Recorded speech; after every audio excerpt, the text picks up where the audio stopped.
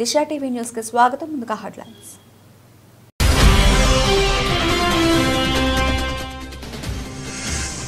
గాల్లో ఉండగానే ఇంజిన్లో మంటలు, బోయింగ్ విమానానికి తప్పిన పెను ప్రమాదం.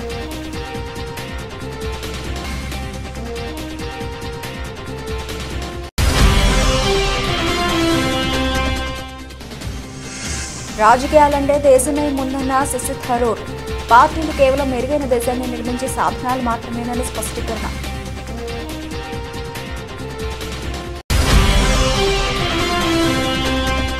రెండు 2027 నాటికి మూడో అతిపెద్ద ఆర్థిక వ్యవస్థగా భారత్. మోదీ హయాంలో దేశ ఆర్థిక వ్యవస్థ 4వ స్థానానికి వచ్చింది అమిత్ షా.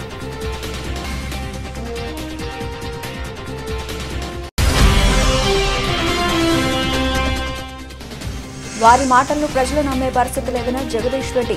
వాళ్ళవి అన్ని బ్లాక్మెయిల్ స్టేట్మెంట్లేనని విమర్శ.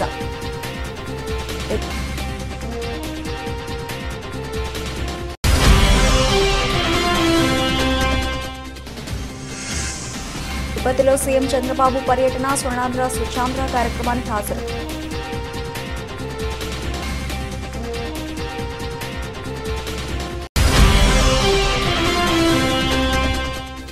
కేసీఆర్, కేటీఆర్, హరీష్ రావులపై బురద చల్లే వ్యక్తిత్వ హననం చేస్తూ కాలం గడుపుతున్నారు. మండిపడ్డ Kukatpally BRS MLA.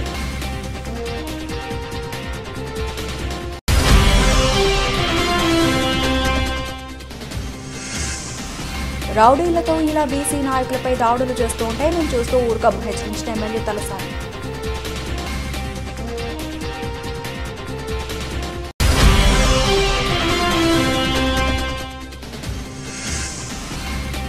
MP Mithun Reddy అరెస్టును తీవ్రంగా ఖండిస్తున్నాం. ఎర్రగొండపాలెం ఎమ్మెల్యే తాటిపర్తి చంద్రశేఖర్.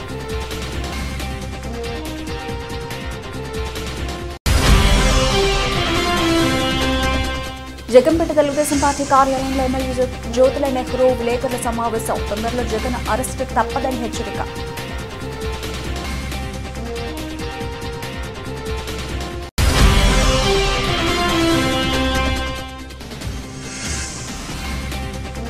జగిత్యాల డీసీపీ ఓ హరీష్ వేధింపులు తట్టుకోలేక మహిళా ఉద్యోగిని సెల్ఫీ వీడి.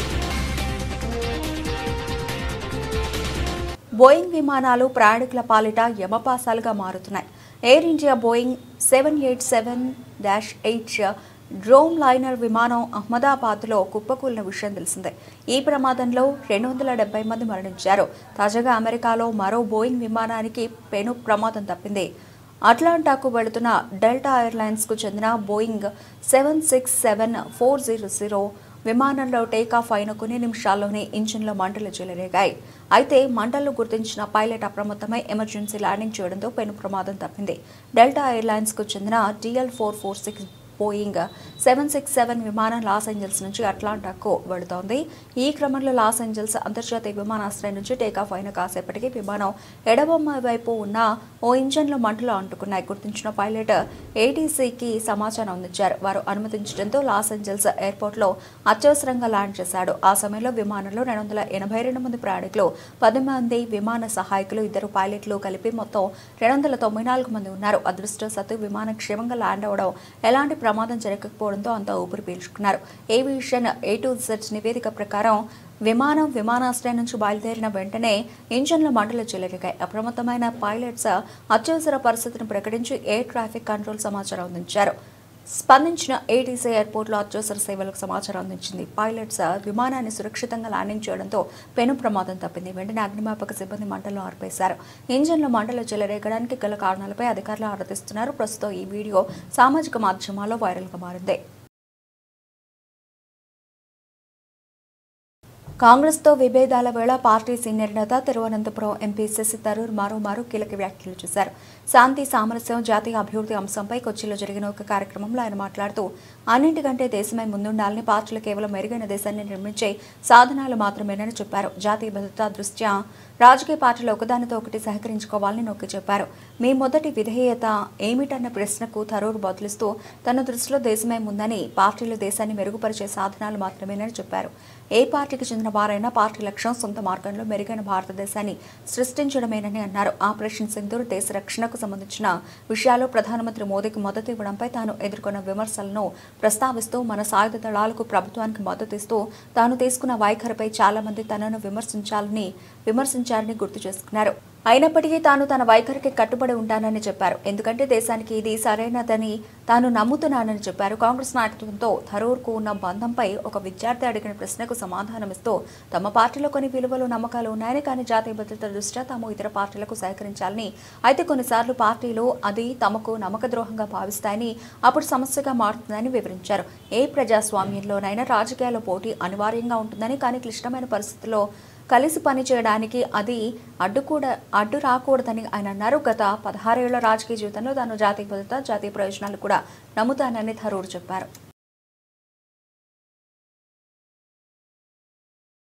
2027 నాటికి భారతదేశం ప్రపంచంలోనే 3వ అతిపెద్ద ఆర్థిక వ్యవస్థగా అవతరిస్తుందని కేంద్ర హోంమంత్రి అమిత్ షా పేర్కొన్నారు. నరేంద్ర మోదీ నాయకత్వంలో భారతదేశం అభివృద్ధి చెందిన దేశాలతో పోటీపడుతూ శరవేగంగా ముందుకు సాగుతోందని ఆయన అన్నారు. ఉత్తరాఖండ్లో రుద్రపూర్లో జరిగిన ఒక కార్యక్రమంలో అమిత్ షా ప్రసంగిస్తూ 2014లో బీజేపీ ప్రభుత్వం అధికారంలోకి వచ్చినప్పటి నుంచి దేశంలో అభివృద్ధి వేగవంతమైందని తెలిపారు. గడిచిన 10 ఏళ్లలో దేశాభివృద్ధి 60% వృద్ధిని నమోదు చేసిందని ఆయన అన్నారు. దేశవ్యాప్తంగా 45,000 కిలోమీటర్ల మేర రైల్వే లైన్లు, రోడ్లు నిర్మించినట్లు అమిత్ షా వెల్లడించారు. వాజ్పేయి హయాంలో భారతదేశం 11వ అతిపెద్ద ఆర్థిక వ్యవస్థగా ఎదిగిందని, మోదీ పాలనలో 4వ స్థానానికి చేరుకుందని, త్వరలోనే 3వ స్థానానికి ఎదుగుతుందని ఆయన ఆశాభావం వ్యక్తం చేశారు. 2047 నాటికి భారతదేశాన్ని అభివృద్ధి చెందిన దేశాల సరసన నిలబెట్టేందుకు మోదీ సంకల్పించారని ఆయన పునరుద్ఘాటించారు. ప్రస్తుతం ఆర్థిక ర్యాంకింగ్స్ లో అమెరికా, చైనా, జర్మనీ మాత్రమే భారత్ కంటే ముందున్నాయని ఆయన గుర్తు చేశారు. ఇదే విధంగా మనం ముందుకు సాగితే మరో 3 ఏళ్లలో జర్మనీని అధిగమిస్తామని ఆయన ధీమా వ్యక్తం చేశారు. దీనికోసం మూలధన వ్యయాల పెంపు, సులభతర వాణిజ్య నిర్వహణ, దేశంలో పెట్టుబడులు పెట్టడానికి ప్రపంచ కంపెనీలను ఆహ్వానించడం వంటి చర్యలు తీసుకున్నట్లు ఆయన వివరించారు. पूजनीय बाबा रामदेव जी, डॉक्टर सुनील राय, अध्यक्ष यूपीएस शिक्षण संस्थान, श्री पवन अग्रवाल जी, राज्य के मुख्य सचिव महोदय, यहां पर उपस्थित सभी जनप्रतिनिधि, सांसद, विधायक और आज उत्तराखंड के विकास को गति देने के लिए यहां पधारे हुए सभी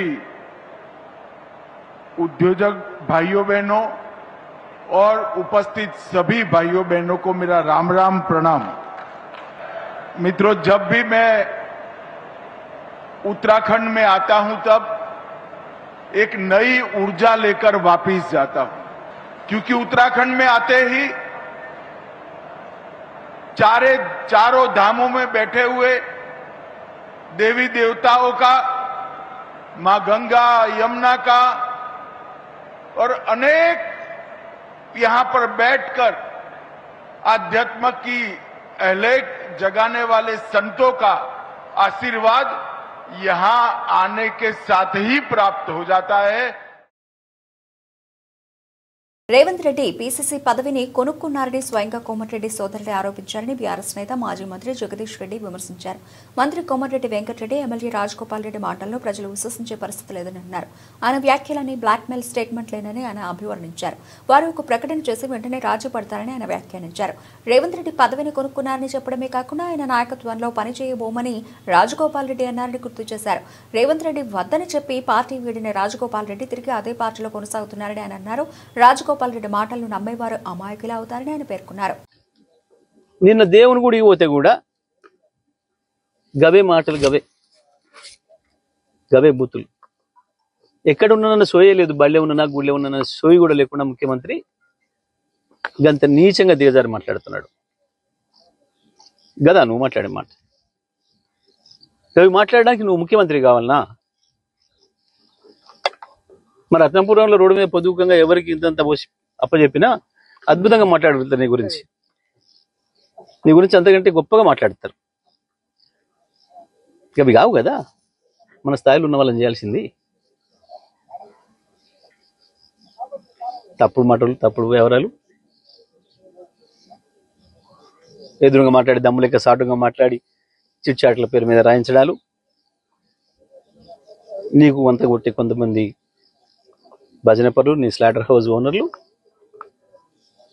మీరు చేసే దుష్ప్రచారం వల్ల ప్రజల్లో మేము పలసనెత్తామనుకుంటున్నారా? నేను మొన్ననే చెప్పిన, ఢిల్లీలో చీకటి ఒప్పందం జరిగిన రోజు తెల్లవారు చెప్పిన నేను, నీ భాగవతం బయట పెట్టినా ఇక ఇవాళ మళ్ళీ మొదలు పెడతాడు, మళ్ళీ ఏదో కేసీఆర్ మీద కేటీఆర్ మీద ఈ కేసు ఆ కేసు ఈడీలు ఏసీబీలు అని మాట్లాడతాడు. మళ్ళీ అవే చెత్త మాటలతోని ఇంత పెద్దగా తాటికాయలంతా రాయించి ప్రజల్ని మభ్యపెట్టే ప్రయత్నం చేస్తాడు అనేదే జరిగింది సాయంత్రం వరకు. ఏపీ ముఖ్యమంత్రి చంద్రబాబు నాయుడు తిరుపతిలో పర్యటించారు. నగరంలో ఏర్పాటు చేసిన స్వచ్ఛాంధ్ర స్వర్ణాంధ్ర కార్యక్రమంలో పాల్గొని ప్రసంగించారు. పరిశుభ్రత ప్రాధాన్యతను వివరించారు. పరిసరాలే కాకుండా సమాజం కూడా క్లీన్ గా ఉండాలన్నారు. రాజకీయాలు కలుషితమయ్యాయి, నేర చరిత్ర ఉన్నవారు రాజకీయాల్లోకి వచ్చారు, ప్రజల ఆస్తులను కబ్జా చేస్తున్నారు. మీ ఇంట్లో చెత్తను ఊడ్చేసినట్లుగానే రాజకీయాల్లో ఉన్న మలినాన్ని కూడా క్లీన్ చేయాలి. నేర రాజకీయాలు మనకు అవసరమా? వాటిని అడ్డుకోలేమా? ప్రజలు ఆలోచన చేయాలి. 2019 ఎన్నికలకు ముందు నేను మోసపోయాను. సాక్షి అని ఒక పత్రిక పెట్టారు. దాంతో చేసేవన్నీ వెధవ పనులే. పేరు మాత్రం సాక్షి. బాబాయ్ గుండెపోటుతో చనిపోయాడని సాక్షిలో వేశారు. సాయంత్రానికి గొడ్డలిపోటు అని డ్రామాలాడారు. చివరకు నారాసుర చరిత్ర అని నా చేతిలో కత్తిపెట్టి పత్రికలో రాశారు. ప్రజలు అయ్యో పాపం అనుకున్నారు. మళ్లీ మోసం చేస్తే మనం మోసపోవాలా అని సీఎం ప్రశ్నించారు. ఇటీవల బంగారుపాలెం రైతుల దగ్గరకు వచ్చి హడావిడి చేశాడు. మన ప్రభుత్వం రైతులను ఆదుకోవాలనే సదుద్దేశంతో టన్ను మామిడికి టన్నుకు 12,000 రూపాయలు ఇచ్చేలా చేసింది. ప్రభుత్వం తరఫున 4,000 కొనుగోలుదారులకు 8,000 చెల్లించే ఏర్పాట్లు చేశాము. రైతుల పర్యటనకు వచ్చి రోడ్లపై మామిడి పండ్లు పోసి పులివెందుల రాజకీయం చేశాడు. హత్య రాజకీయాలు నా జీవితంలో లేవు.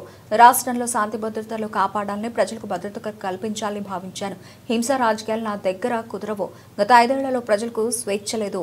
ఎన్డీఏ వచ్చాక ప్రజలు సంతోషంగా ఉన్నారని సీఎం పేర్కొన్నారు. మురుగునీరుంటే ఆ మురుగునీరులో ఎక్కడ చూసినా పురుగులు కానీ మలేరియా కానీ ఇలాంటి అనేకమైనటువంటి పెస్ట్లు వచ్చే పరిస్థితి వస్తుంది. అలాంటి మస్కిటోస్ వచ్చే పరిస్థితి వస్తుంది. దీనివల్ల ఒక్కొక్కసారి మీరు చూస్తే మలేరియా కోసం దగ్గర నేను చాలాసార్లు చూశాను. ఏదైతే మలేరియా వచ్చినప్పుడు చాలా ఇబ్బందులు వస్తున్నాయి. దీంట్లో కొంతమందికి ప్లేట్లెట్స్ పడిపోతున్నాయి. లక్షల రూపాయలు ఖర్చు పెడుతున్నారు. ఈ ప్రభుత్వం ఒకటే హామీ ఇస్తున్నాం, దీనిపైన శ్రద్ధ పెడతాం. డ్రోన్లు కూడా ఉపయోగిస్తున్నాం. ఎక్కడ మస్కిటో ఉంటే అక్కడే మందు అప్లై చేసి డ్రోన్లు మస్కిటో. గత 18 నెలల్లో ఈ కాంగ్రెస్ ప్రభుత్వం ముఖ్యమంత్రి, మంత్రులు, నాయకులు పనులు చేయకుండా, పథకాలు అమలు చేయకుండా, అభివృద్ధిపై దృష్టి సారించకుండా కేవలం కేసీఆర్, కేటీఆర్, హరీష్ రావులపైనే బురద జల్లుతూ వ్యక్తిత్వ హననం చేస్తూ కాలం గడుపుతున్నారని కూకట్పల్లి బీఆర్ఎస్ ఎమ్మెల్యే మండిపడ్డారు.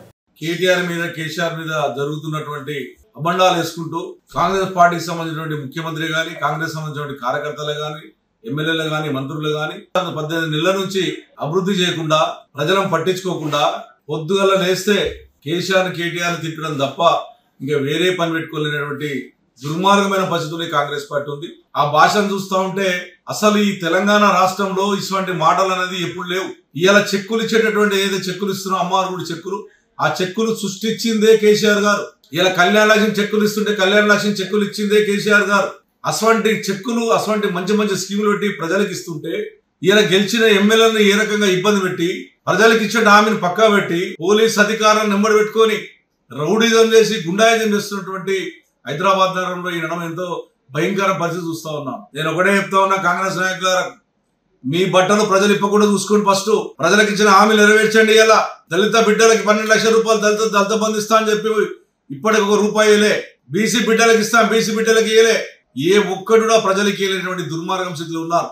మీరు ఏం చేస్తున్నారు హైదరాబాద్ అంటే, కేటీఆర్ గారు కట్టించినటువంటి బ్రిడ్జిలు ఏవైతున్నాయో దానికి కింద రంగులేసి ఓపెన్ చేసుడు తప్ప హైదరాబాద్ నగరంలో ఈరోజు ఒక పని చేయలే. ఒకవేళ ఎస్టీపీలు కానీ మేము కట్టిన ఎస్టీపీలే.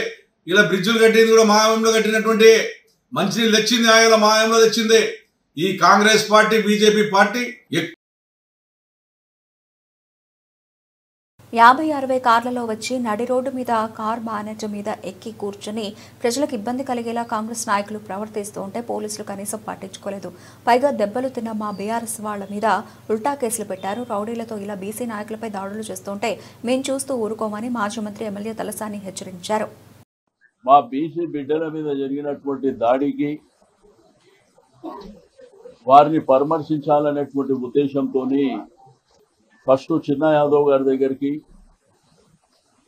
అదేవిధంగా జగదీష్ గౌడ్ గారి దగ్గరికి, మండలి రాధాకృష్ణ యాదవ్ దగ్గరికి, వెంకయ్య గారి దగ్గరికి, అదేవిధంగా రాము యాదవ్ గారి దగ్గరికి రావడం జరిగింది. నేను ఈ రాష్ట్ర ముఖ్యమంత్రి గారిని ప్రశ్నిస్తున్నా, అంటే ప్రభుత్వాలంటే ప్రజాస్వామ్యం అంటే ఇదేనా? అంటే నడి రోడ్డు మీద ఎవరు పడితే వాళ్ళు కొట్టుకోండి. మా పార్టీ వాళ్ళు అయితే మేము పూర్తి స్వేచ్ఛ ఇస్తాము అని చెప్తుండ్రా? మీరు సమాజానికి చెప్పవలసినటువంటి అవసరం ఉన్నది. ఎందుకంటే ఈ రోడ్డు బస్టాండ్ మీద ఏం జరిగింది? దగ్గర 40-50 కార్లతో వచ్చి నడి రోడ్డు మీద బానట్టు మీద ఎక్కి కూర్చుంటే మరి పబ్లిక్ ఇంత ఇన్కన్వీనియన్స్ జరిగినా, డిస్టర్బెన్స్ జరిగినా పట్టించుకునే పరిస్థితి లేదు. దెబ్బలు తిన్న మా వాళ్ళ మీద మళ్ళా ఉల్టా కేసులు పెట్టారు. కొంతమంది SC ST యాక్ట్ కానివ్వండి, పబ్లిక్ న్యూసెన్స్ అని రెండోది. నిన్న రాత్రి కూడా ఏదో ఫ్లెక్సీలు చింపిందని చెప్పి నిన్న కేసులు పెట్టారు. నేను పోలీస్ వ్యవస్థకు, రాష్ట్ర డీజీపీ గారిని కూడా అడుగుతున్నా, ఈ రాష్ట్రంలో లా అండ్ ఆర్డర్ ఎక్కడ పోయింది? శాంతి భద్రతలు ఏమన్నా కాపాడుతున్నారా? ఇంత పెద్ద ఎత్తున జరిగే మాంకాళి బోనాల ఉత్సవాలలో మల్కాజిగిరి ప్రాంత ప్రజలు భయపట్టుకుంటా పండుగలు చేసుకోవాల్సినటువంటి అవసరం ఉన్నదా అని నేను ఈ ప్రభుత్వాన్ని డిమాండ్ చేస్తున్నా. ఈరోజు ఇచ్చిన హామీలు అమలు చేయలేని చంద్రబాబు తన అధికారాన్ని ప్రతిపక్షాల మీద కక్ష తీర్చుకోవడానికి వాడుతున్నారు. అసలు జరగని మద్యం కుంభకోణాన్ని జరిగినట్లు చూపించి అరెస్టులు చేస్తున్నారు.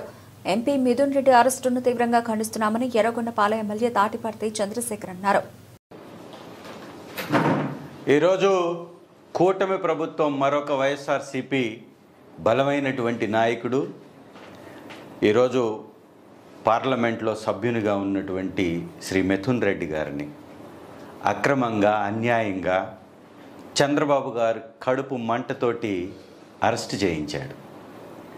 అయా చంద్రబాబు నాయుడు, ఇక నీకు ఈ 175 నియోజకవర్గాల్లో ఉన్నటువంటి వైఎస్ఆర్ కాంగ్రెస్ పార్టీ నాయకుల్ని అరెస్ట్ చేయటమే నువ్వు పరిపాలన అనుకుంటున్నావా?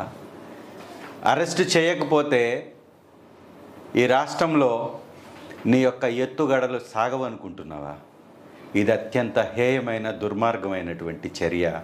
దీన్ని తీవ్రంగా వైఎస్ఆర్సీపీ ఖండిస్తుంది. మిథున్ రెడ్డి గారికి మచ్చలేనటువంటి నాయకుడు. వారు కానీ, వారి కుటుంబం కానీ ఇలాంటి అక్రమ సొమ్ము తీసుకోవాల్సినటువంటి అవసరమే లేదు. వారు ఉన్నటువంటి ఉన్నతమైనటువంటి స్థాయి. చంద్రబాబు నాయుడు గారు ABCDలు రాజకీయాల్లో నేర్చుకుంటున్నప్పుడే అత్యుత్తమమైనటువంటి స్థాయిలో ఉన్నటువంటి ఆ కుటుంబం చిత్తూరు జిల్లాలో ఉండటం వారు చేసుకున్నటువంటి పాపమా? చిత్తూరు జిల్లాలో ఘనమైన చరిత్ర కలిగి మంచి పేరు ప్రతిష్టలతోటి కాకినాడ జిల్లా జగ్గంపేట తెలుగుదేశం పార్టీ కార్యాలయంలో ఎమ్మెల్యే జ్యోతుల నెహ్రూ విలేకరుల సమావేశం ఏర్పాటు చేసి మాట్లాడుతూ గత ప్రభుత్వం మద్యం దుకాణాల ద్వారా మద్యాన్ని విక్రయించే పాలసీని తీసుకురావడంలో కీలక పాత్ర పోషించిన మాజీ ఎంపీ మిథున్ రెడ్డి సిట్ అధికారులు విచారించి అరెస్టు చేయడంతో జగన్ మేము ఏ తప్పు చేయలేదు అంటూ విలేకరుల సమావేశంలో మాట్లాడుతుంటే గులకింద పూస మాట్లాడినట్టుగా ఉందని, నీ నేతృత్వంలోనే ఈ 3,500 కోట్ల రూపాయల స్కామ్ జరిగిందని, ముఖ్యంగా మీ ఎంపీ విజయసాయిరెడ్డి మీలో మీ వాటాలు తేలక బయటపడ్డారని, కసిరెడ్డి రాజశేఖర రెడ్డి అనే వ్యక్తి ఈ స్కామ్లో ముఖ్య భూమిక వహించగా ఆనాటి ముఖ్యమంత్రి జగన్ కనుసన్నల్లోనే జరిగిందని, తొందరలో జగన్ అరెస్టు తప్పదని ఎమ్మెల్యే నెహ్రూ అన్నారు. ముఖ్యంగా 2019 నుండి 2024 ప్రభుత్వ మద్యం దుకాణాల ద్వారా నాసిరక మద్యం అమ్మి అనేక మంది ప్రాణాలు కోల్పోవడం జరిగిందని, వికలాంగులుగా, కిడ్నీ బాధితులుగా, లివర్ వ్యాధి బాధితులుగా మిగిలిపోయారని, దీనిపై కూడా జగన్పై విచారణ జరపాలని ఎమ్మెల్యే నెహ్రూ తెలియజేశారు. లిక్కర్ స్కామ్ ఉందో దాని మీద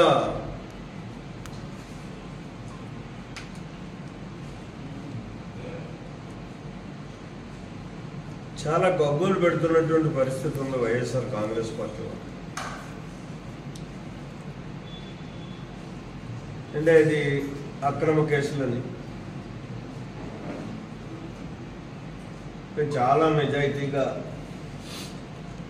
నడిపామని 2014 నుంచి 19 వరకు చంద్రబాబు నాయుడు గారే ఈ లెక్కల్లో దారుణంగా దూషిస్తారని మాట్లాడుతున్నటువంటి సందర్భం.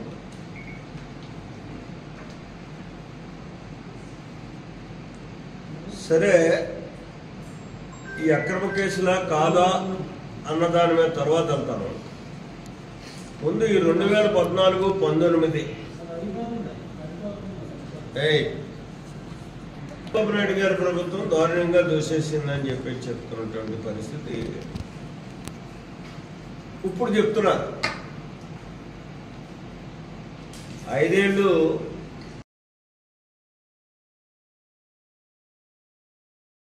జగిత్యాల జిల్లా కేంద్రంలో సంచలనంగా మారిన ఉద్యోగిని సెల్ఫీ వీడియో. తనకు భర్త లేడు అని ఇష్టం వచ్చినట్లుగా మాట్లాడుతూ మానసికంగా వ్యక్తిగత కారణాలతో సూటిపోటి మాటలు అంటూ వేధిస్తున్నాడని జిల్లా బాలల సంరక్షణ శాఖ విభాగంలో అవుట్ రీచ్ వర్కర్ శ్రీవాణి గత కొన్ని రోజులుగా అధికారుల చుట్టూ తిరుగుతూ డీసీపీఓ హరీష్ పై ఫిర్యాదు చేసినప్పటికీ ఉన్నతాధికారులు పట్టించుకోకపోవడంతో జిల్లా కలెక్టర్కు మరియు మంత్రి అడ్లూరి లక్ష్మణ్కు ఫిర్యాదు చేసినప్పటికీ అతనిపై ఎలాంటి చర్యలు తీసుకోలేదని రోజుకు రోజుకు తోటి ఉద్యోగి అని చూడకుండా అందరి ముందట ఇష్టానుసారంగా ప్రవర్తిస్తూ నోటికి వచ్చినట్లు దూషిస్తున్నాడని, ఒక మహిళా ఉద్యోగి భర్త కోల్పోయిన నన్ను ఇలా వేధించడంతో గత కొన్ని నెలలుగా టీఏడీఏ విషయంలో కూడా అవమానంగా మాట్లాడుతూ నన్ను ఎవరు ఏమీ చేయలేరు, ఎవరికి చెబుతావో చెప్పుకో అంటూ అనడంతో చివరికి ఎవరి దగ్గరికి వెళ్లినా ఫలితం ఉండదని గ్రహించి సెల్ఫీ వీడియో ద్వారా తన సమస్యను సోషల్ మీడియాలో పోస్టు చేయడంతో జగిత్యాల జిల్లాలో ఈ పోస్టు సంచలనంగా మారింది. ఒక మహిళా ఉద్యోగి తనకు మగతోడు లేడని, ఎలాంటి అండదండలు లేని ఇలాంటి మహిళలకు అన్యాయం జరుగుతుంటే ఉన్నతాధికారుల దృష్టికి తీసుకెళ్లినా పట్టించుకోకపోవడంతో జగిత్యాల ప్రజలు తప్పుపడుతున్నారు. నమస్కారం sir. District child protection unit జగిత్యాలలో నేను వర్క్ చేస్తాను సార్.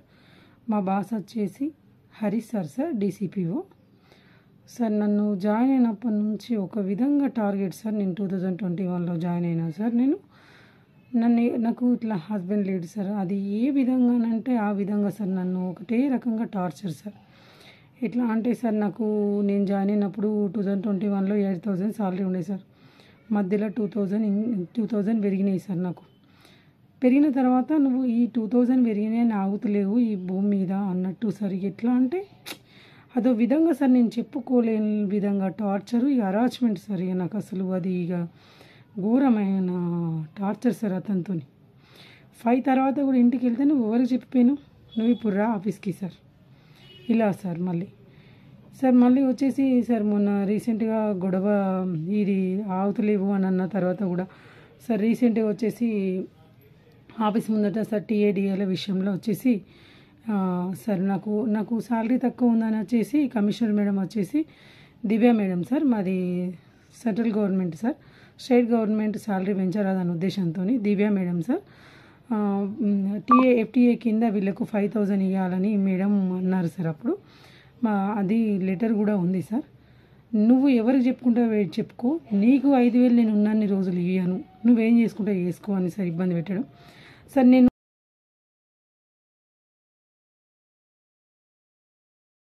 దేశంలో అతిపెద్ద ప్రైవేటు బ్యాంకింగ్ సంస్థ హెచ్డిఎఫ్సి బ్యాంకు తన వాటాదారులకు 1:1 నిష్పత్తిలో బోనస్ షేర్లు జారీ చేయనున్నట్లు ప్రకటించింది. అంటే బ్యాంకు వాటాదారులు కలిగి ఉన్న ప్రతి ఒక్క షేర్కు గాను ఒక షేర్ బోనస్గా లభించనుంది. ఇందుకు అర్హులైన షేర్ హోల్డర్ల వివరాలను ఆగస్టు 27న రికార్డు చేయనున్నట్లు బ్యాంకు వెల్లడించింది. హెచ్డిఎఫ్సి బ్యాంకు చరిత్రలో ఇదే తొలి బోనస్ షేర్ల జారీ. దీంతో బ్యాంకులో 2 లక్షల లోపు ఈక్విటీ వాటా కలిగిన 36 లక్షలకు పైగా చిన్న మదుపరులకు లబ్ధి చేకూరనుంది. వీరి బ్యాంకులో మొత్తం 10.32% వాటా కలిగి ఉన్నారు. కాగా బ్యాంక్ 2011లో ₹10 ముఖ విలువ కలిగిన షేరును ₹2 ముఖ విలువతో కూడిన 5 షేర్లుగా విభజించింది. ఆ తర్వాత 2019లో ₹2 ముఖ విలువ కలిగిన షేరును ₹1 ముఖ విలువతో కూడిన 2 షేర్లుగా విభజించింది. ఒక్కో షేరుకు ₹5 మధ్యంతర డివిడెండ్. ప్రస్తుత ఆర్థిక సంవత్సరానికి గాను వాటాదారులకు ఒక్కో షేరుకు ₹5 ప్రత్యేక మధ్యంతర డివిడెండ్ చెల్లించనున్నట్లు బ్యాంకు ప్రకటించింది. ఇందుకు అర్హులైన వాటాదారులను ఎంపిక చేసేందుకు ఈ నెల 25న రికార్డు తేదీగా నిర్ణయించింది. వచ్చే నెల 11న డివిడెండ్ చెల్లింపులు చేపట్టనున్నట్లు బ్యాంకు తెలిపింది. Q1లో 16,258 కోట్ల రూపాయల లాభం. జూన్తో ముగిసిన తొలి త్రైమాసికంలో హెచ్డిఎఫ్సి బ్యాంక్ ఏకీకృత నికర లాభం వార్షిక ప్రాతిపదికన 1.31% తగ్గి 16,258 కోట్ల రూపాయలకు పరిమితమైంది. స్టాండ్ అలోన్ లాభం మాత్రం 18,155 కోట్ల రూపాయలుగా నమోదైంది. Q1లో బ్యాంకు మొత్తం ఆదాయం 99,200 కోట్ల రూపాయలుగా ఎగబాకగా మొత్తం వ్యయాలు 63,467 కోట్ల రూపాయలుగా పెరిగాయి. గడిచిన త్రైమాసికంలో బ్యాంకు నికర వడ్డీ ఆదాయం 5.4% వృద్ధితో 31,440 కోట్ల రూపాయలకు పెరిగినప్పటికీ నికర వడ్డీ మార్జిన్ మాత్రం 3.35% తగ్గింది.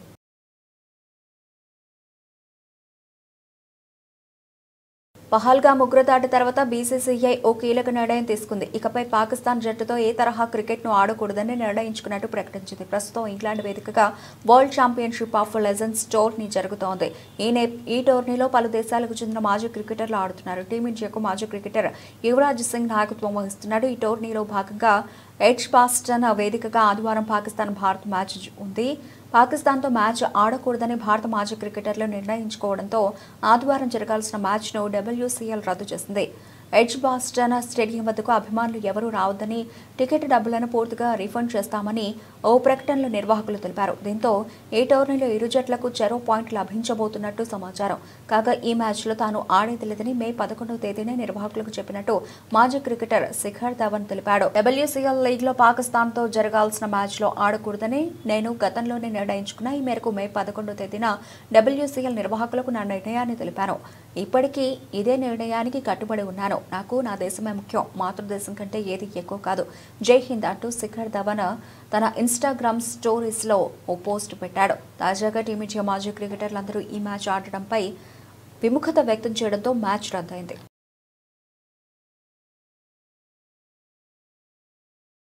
బులెటిన్ ముగించే ముందు హెడ్లైన్స్ మరోసారి.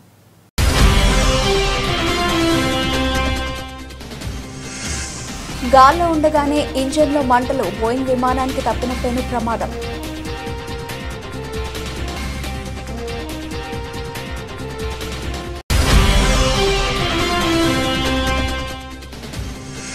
రాజకీయాలంటే దేశమే ముందన్న శశి థరూర్. పార్టీలు కేవలం మెరుగైన దేశాన్ని నిర్మించే సాధనాలు మాత్రమేనని స్పష్టీకరణ.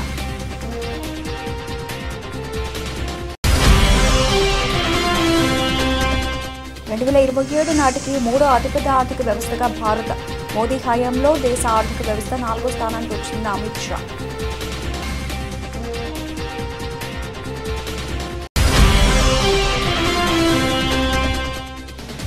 వారి మాటలను ప్రజలు నమ్మే పరిస్థితి లేదని జగదీష్ రెడ్డి. వాళ్ళవి అన్ని బ్లాక్ మెయిల్ స్టేట్మెంట్లేనని విమర్శ.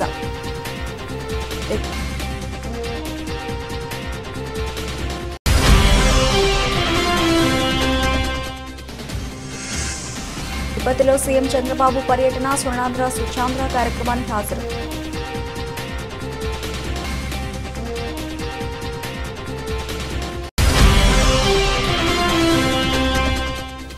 కేసీఆర్, కేటీఆర్, హరీష్ రావులపై బురద చల్లే వ్యక్తిత్వ హననం చేస్తూ కాలం గడుపుతున్నారు. మండిపడ్డ Kukatpally BRS MLA.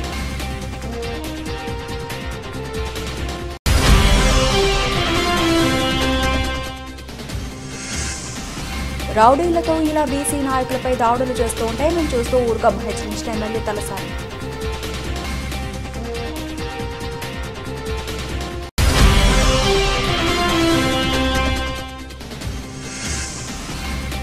MP Mithun Reddy అరెస్టును తీవ్రంగా ఖండిస్తున్నాం. ఎర్రగొండపాలెం ఎమ్మెల్యే తాటిపర్తి చంద్రశేఖర్.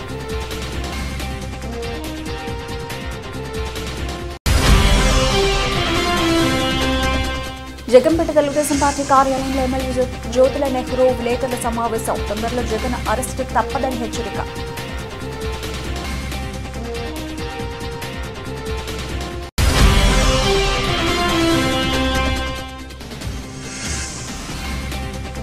జగిత్యాల డీసీపీ ఓ హరీష్ వేధింపులు తట్టుకోలేక మహిళా ఉద్యోగిని సెల్ఫీ వీడి. ఇవి ఇప్పటివరకు నబిల్చిన అప్డేట్స్. మరిన్ని అప్డేట్స్తో మళ్ళీ కలుద్దాం. అంతవరకు సెలవు, నమస్తే.